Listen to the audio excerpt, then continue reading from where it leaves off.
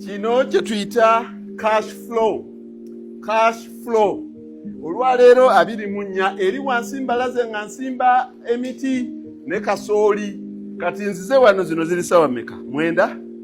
Kati sawa 9 bano batwala mata agakamiddwa ku makya tugateeka mu kuula ne gakuulingamu. Musunda webale ono agatwala mu kalagi egundi ziziri ezo zatwalira mu ziizo. Kati tugende nawali ge bakama amalala. Kati gano geego olw'eggulo ag'okumakya mugalabye wali agabadde mu kuula nga bagatwala. Kati gano ga lwaggulo olubo gakamirawo kati bakamalo kama mulabye nga bakama gano bagatwalirawo. Ekyo kyempita cash flow. Ekyo kyempita cash flow nga mu bulimi oyingiza ssente buli lunaku. Saagala ebyo bya mwezi gwaweddeko gundi osasula ddi. Ate munnaye tebannasasula. Gwe sente z'amata weziri eryo lwe batwala ne batasasula cash kyekyo tekibangawo. Kyempita cash flow. Kati gano ga lwaggulo ag'okumakya baagatutte.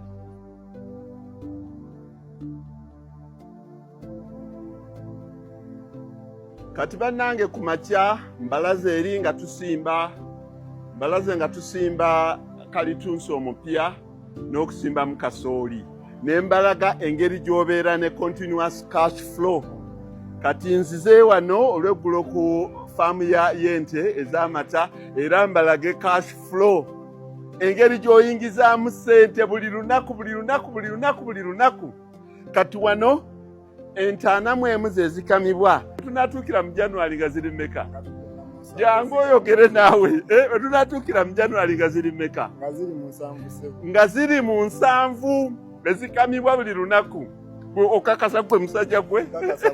Kyekyo. Kubanga ezibanudde nyingi insha Allah tujja kuba tuli mu 7. Kati gwe teebereza lw'okama ente 7 buli lunaku. Ente ne zikamira kiro ne kikamira kwe kumentaininga cash flow.